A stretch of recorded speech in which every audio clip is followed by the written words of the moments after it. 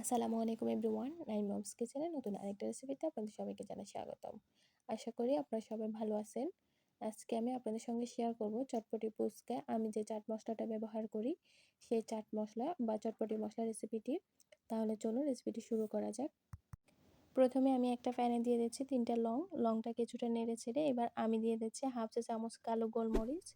তবে আপনারা চাইলে এখানে সাদা গোলমরিচও দিতে পারেন, যেটা আপনাদের পছন্দ বা হাতের কাছে থাকে। দিয়ে দিচ্ছি 5-6টা শুকনো মরিচ। এগুলোকে কিছুক্ষণ অনবরত নেড়ে চুলার হিটটা একেবারে লো রেখে টেলে নেব। এবার দিয়ে দিচ্ছি 1 টেবিল চামচ পরিমাণ ধনিয়াগুলোকে কিছুক্ষণ নেড়ে চেড়ে টেলে নিচ্ছি।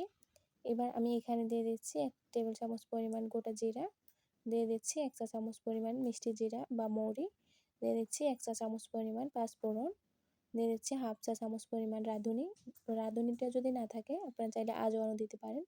আর যদি দুইটার কোনোটাই না থাকে তাহলে না দিলেও চলবে। এবার এগুলো কিছুক্ষণ আমি টেলে নিচ্ছি।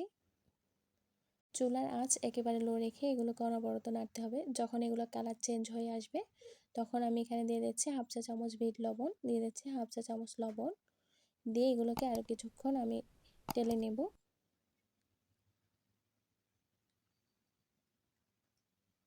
কিছুটা সময় টেলে নেওয়ার পর এগুলো আমি এখন চুলা থেকে নামিয়ে ঠান্ডা করে শিলপাটায় বেটে নেব একেবারে মিহি করে। তবে আপনারা চাইলে গ্রাইন্ডারে গ্রাইন্ড করে নিতে পারেন। তা আমি এগুলো বেটে নিয়েছি, দেখতে পাচ্ছেন।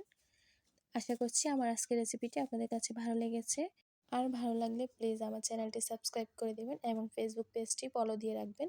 বিদায় নিচ্ছি আজকের মতো। ভালো থাকবেন সবাই। আসসালামু আলাইকুম।